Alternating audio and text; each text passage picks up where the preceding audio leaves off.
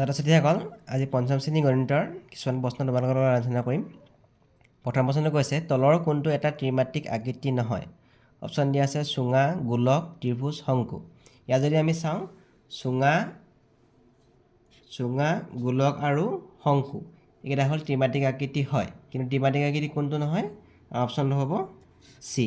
ত্ৰিভুজটো আমাৰ ত্ৰিমাত্ৰিক আকৃতি নহয়, ত্ৰিভুজটো হ'ল এটা দ্বিমাত্ৰিক আকৃতি।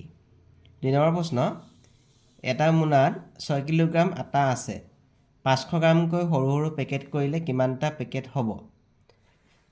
আমি চাওঁ ১ কিলোগ্ৰাম মানে হ'ল ১০০০ গ্ৰাম। ১০০০ গ্ৰামত ৫০০ গ্ৰাম আছে দুটা। ৫০০ দুটা কৰিলে হ'ব আমাৰ ১০০০ হ'ব। তাৰমানে ১ কিলোগ্ৰামত ৫০০ গ্ৰাম দুটা আছে, তেনেহ'লে ৬ কিলোগ্ৰামত কেইটা থাকিব বুলি আমি উলিয়াব লাগে। ১ কিলোগ্ৰামত যেতিয়া ৫০০ গ্ৰাম দুটা আছে, ৬ কিলোগ্ৰামত ৬ পূৰণ ২, তাৰমানে ১২টা। আমাৰ পেকেট তেতিয়াহ'লে হ'ব ১২টা। ইয়াত বি নম্বৰ অপশ্যনটো ইয়াত শুদ্ধ। ৩ নম্বৰ প্ৰশ্ন, এটা লুডু গুটিত কেইটা অযুগ্ম সংখ্যা আছে? লুডু গুটিত হ'ল আমাৰ লুডু গুটিত থকা সংখ্যাকেইটা হ'ল ১, ২, ৩, ৪, ৫ আৰু ৬।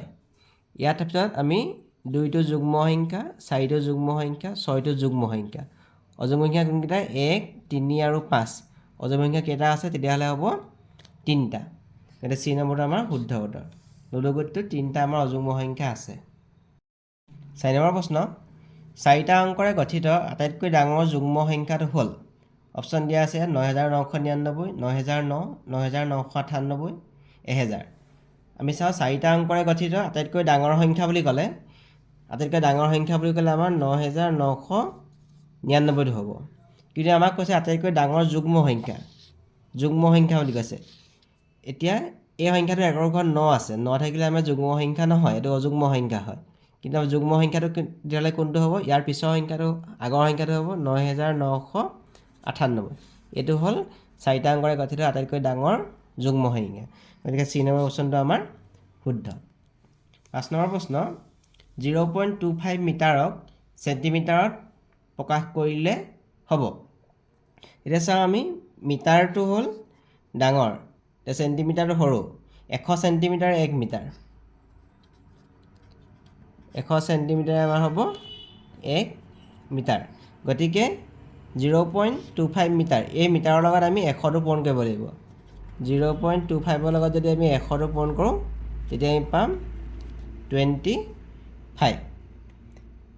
25 চেণ্টিমিটাৰ হ'ব। গতিকে শুদ্ধটো হ'ব আমাৰ অপশ্যন চি, 25 চেণ্টিমিটাৰ। ৬ নম্বৰ প্ৰশ্ন, ৪যোৰ পাৰৰ দাম ৬০০ টকা হ'লে ৫টা পাৰৰ দাম কিমান? অপশ্যন দিয়া আছে ইয়াত। ৪যোৰ কৈছে, এযোৰত হ'লে হ'ল দুটা, গতিকে ৪যোৰ হ'ব হ'লে ৪ দুগুণ ৮, ৮টা হ'ব। ৮টাৰ দাম ৬০০ টকা, তাৰমানে ৬০০ টকাটোক যদি আমি ৮এৰে হৰণ কৰোঁ, ৮ ৭ গুণ ৫৬, ৪০, ৮ ৫ গুণ ৪০, তাৰমানে এটা পাৰৰ দাম হ'ব 75, ৭৫ টকা। এতিয়া আমাক কৈছে পাঁচটা দাম দিয়া হ'লে আমি ৭৫ টকাত ৫টো পূৰণ কৰিব লাগিব। ৫ ৫ পঁচিছ, ৫ ২ ৩৭, ৩৭৫ টকা। শুদ্ধটো অপশ্যন চি, ৩৭৫ টকা।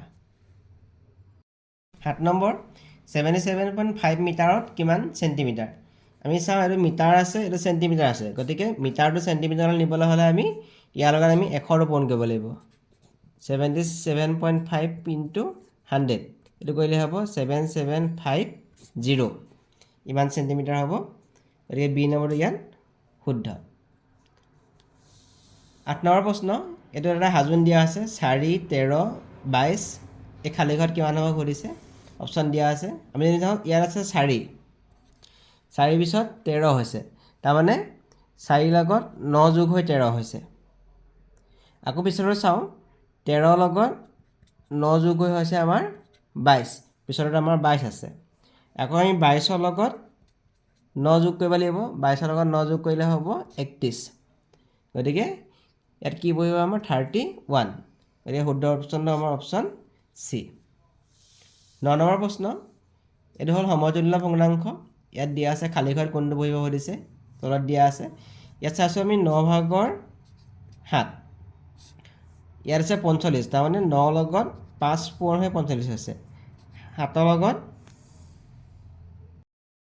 5 পূৰণ হৈ ইয়াত 35 45 হৈছে এতিয়া এইটো ঘৰ চাওঁ আমি 9 ভাগৰ 7 লিখা আছে ইয়াত আছে আমাৰ লবটো 63 তাৰমানে 7 লগত 9 পূৰণ হৈ 63 হৈছে গতিকে আমাৰ এই হৰটোৰ লগতো 9 পূৰণ কৰিব লাগিব হৰৰ 9 আছে 9 লগত 9 পূৰণ কৰিলে হ'ব 81 তেতিয়াহ'লে খালী ঘৰত কিমান বহিব 81 ডি নম্বৰটো ইয়াত শুদ্ধ উত্তৰ 10 নম্বৰ প্ৰশ্ন তলৰ কোনটো একৰ সমতুল্য ভগ্নাংশ একৰ সমতুল্য ভগ্নাংশ কৈছে একৰ সমতুল্য ভগ্নাংশ মানে হ'ব ইয়াত হ'ব 10 ভাগৰ 3 অপশ্যন দিয়া আছে 6 ভাগৰ 6 9 ভাগৰ 8 5 ভাগৰ 3 এই শুদ্ধ উত্তৰটো হ'ব অপশ্যন বি 6 ভাগৰ 6 6 ভাগৰ 6টো হ'ব একৰ সমতুল্য ভগ্নাংশ কেনেকৈ যদি আমি চাওঁ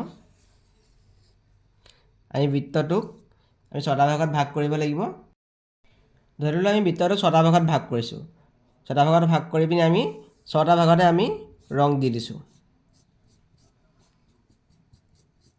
6টা ভাগতে ৰং দিছোঁ ইয়াত 6 ভাগৰ ৰং দিলত আমাৰ হৈছে 6 ভাগৰ 6 6 ভাগৰ 6 মানে হ'ল আমি গোটেইটো অংশৰ ৰং গোটেইটো ছবিত ৰং কৰিলোঁ তাৰমানে গোটেইটো এটা অংশত ৰং কৰিলোঁ তাৰমানে 6 ভাগৰ 6 মানে হ'ব 1 হ'ব একৰ সমতুল্য ভগ্নাংশ হ'ব 6 ভাগৰ 6 11 নম্বৰ প্ৰশ্ন